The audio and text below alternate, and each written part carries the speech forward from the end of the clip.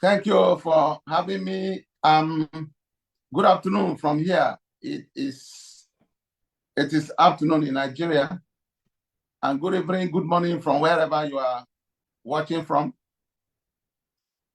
Another COP is here. Another season where people's hope are raised and dashed and smashed is here also.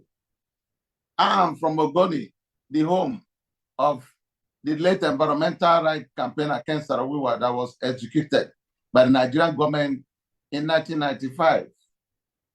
For those that know the story of the Ogoni people, the Ogoni is an indigenous ethnic nationality based in the oil-rich but very poor Niger Delta region of Nigeria. Oil was discovered in commercial quantity in Ogoni in 1958.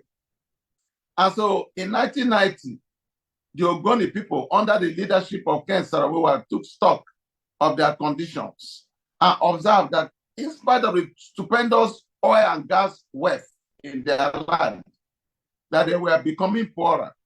Because before the discovery of oil in commercial quantity, our people were very successful and very wealthy fishermen and farmers. In fact, Ogoni used to be referred to as the food basket of the Nigerian people. But 30 years into oil extraction, the harvest was becoming poorer of the land.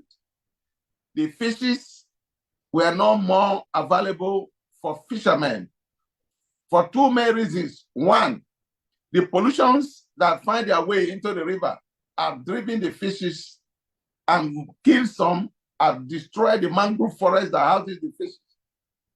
Then, gas flaring. When you flare gas in very close proximity to human habitation, and the daylight that the gas flare give to the river, to the water, the home of the fishes, does not allow the fishes to stay.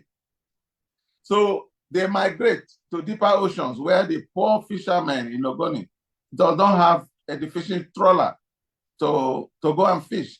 And so that was what led to the non-violent Ogoni struggle that Ken Sarawiwa led.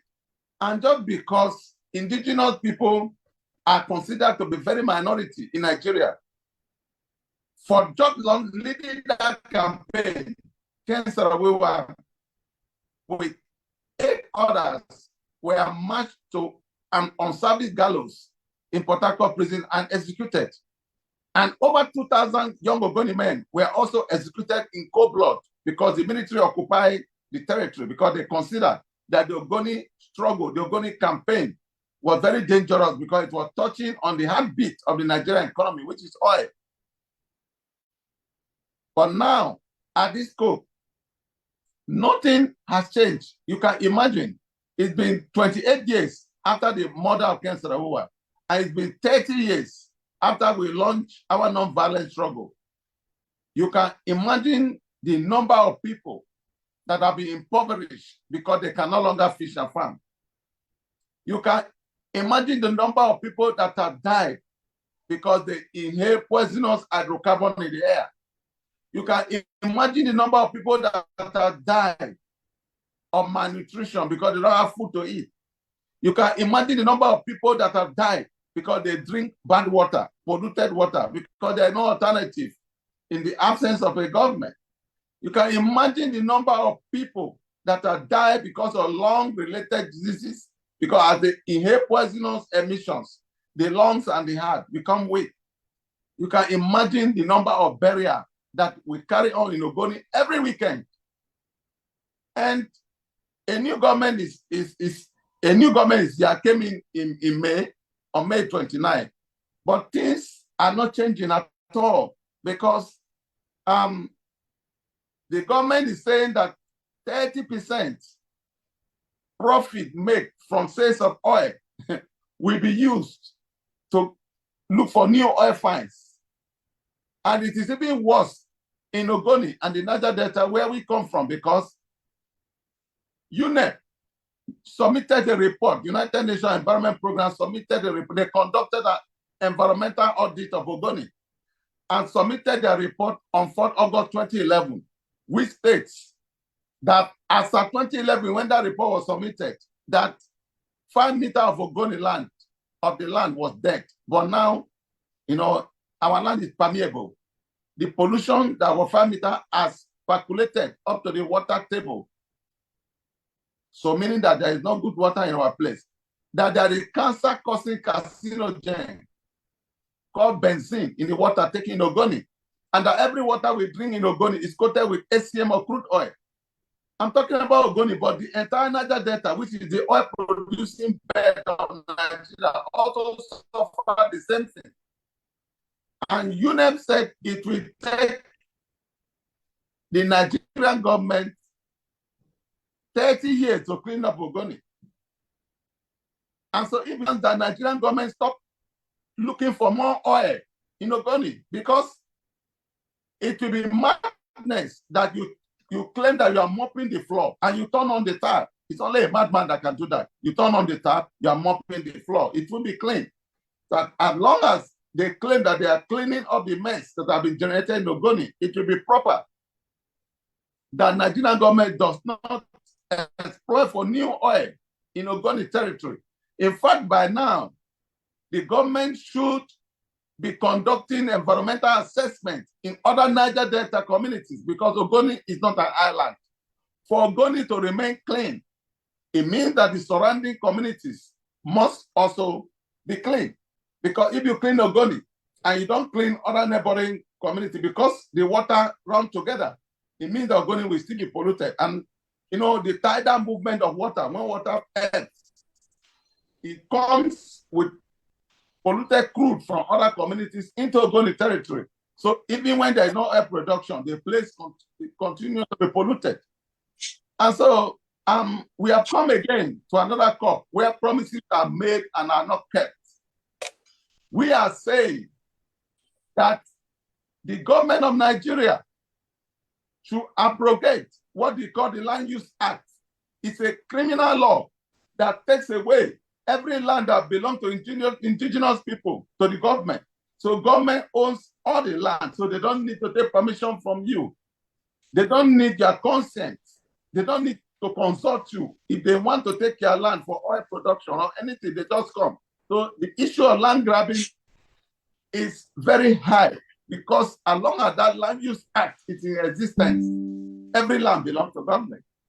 And we are saying that at this scope, that government should abrogate the Land Use Act. We are also saying that attention should be paid on adaptation measures. These criminals, these guys, these corporations, their attention is on mitigation. Let us prevent from coming to us. But those of us that are already living with the negative consequences of oil production or climate change, they don't want to talk anything about adaptive measures. They don't want to support measures we have put in place for adaptation, only mitigation. I think attention needs to shift toward that side. I'm also saying that all stolen lands to be returned to the people and reparations made. In Nigeria right now, all the oil companies are, in the name of what they call divestment, they are beginning to run away because community people have woken up to act, to make demands. So they are running away and leaving behind the pollution, the devastation, the loss of livelihood, the poverty, the hunger. They are leaving everything behind and running away. I think they need to come back to clean up their mess before they leave. And finally, we are saying that World Bank is not the proper bank that should host the loss and damage fund. Indigenous people, the poor people, must sit down with everybody to think about the proper way to keep the money.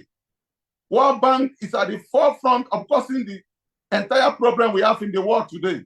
The poverty of the poorer nations comes from World Bank, and you are giving them the money again to keep. That will be to step for our need. It will be to kill us the more. We want to breathe. Indigenous people want to breathe. The poor people want to breathe. Thank you very much as we continue this program. I think that considering the fact that we are weak as individuals it will be better we come together. We get cooperation, but the Ogoni people have been able to chase away share for 30 long years now because of international solidarity, networking. People are able to work together. So people in Manila are shouting, stop killing the Ogoni. Those in the US are calling, those in Indonesia are calling. That's the only way that we can sustain our campaign and put fear into them. Like now, the Nigerian government and the oil companies are trying to forcefully come back to resume oil operation in Ogoni. It is time we come together to say, no, you can't do that. You have to, there are issues of justice in Ogoni that are yet to even be talked about, like the legitimate demands of the Ogoni people are enshrined in their Bill of Rights. So actually what I'm saying is that, see we have stopped oil production in Ogoni, there should be a national solidarity blocking every attempt by the Nigerian government and the oil company to resume oil operation. That's one way we can sustain our campaign. Keep the oil in the soil. And in other communities, if they have the power, if they can do it, they should shut down the oil well and chase them away, because everything about oil production is death. Death of the environment, death of life, death of water, death of the air. There's nothing good about it. So let's shut them down. I think that's my own.